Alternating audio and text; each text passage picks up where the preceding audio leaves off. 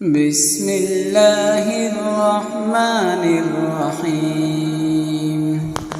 حرمت عليكم الميتة والدم ولحم الخنزير وما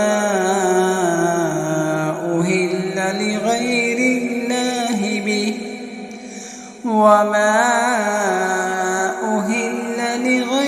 الله به والمنخنقة والموقوذة والمتردية والنطيحة وما أكل السبع إلا ما ذكيتم وما ذبح على النصب وأن تستقسموا بالأزلام ذلكم فسق.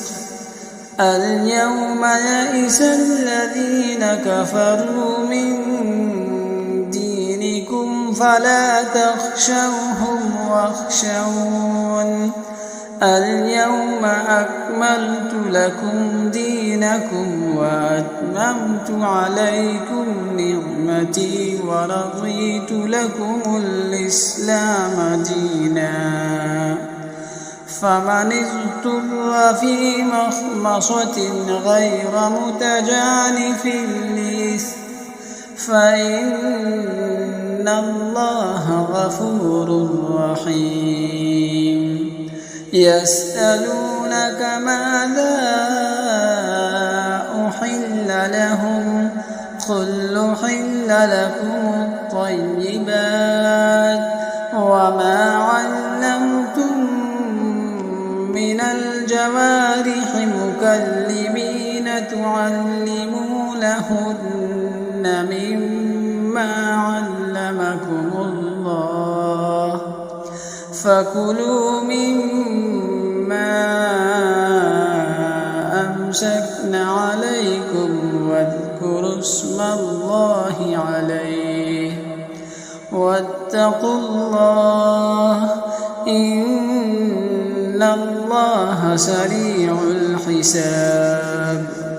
اليوم أحل لكم الطيبات وطعام الذين أوتوا الكتاب حل لكم وطعامكم حل لهم والمحصنات من المؤمنات والمحصنات من الذين أوتوا الكتاب من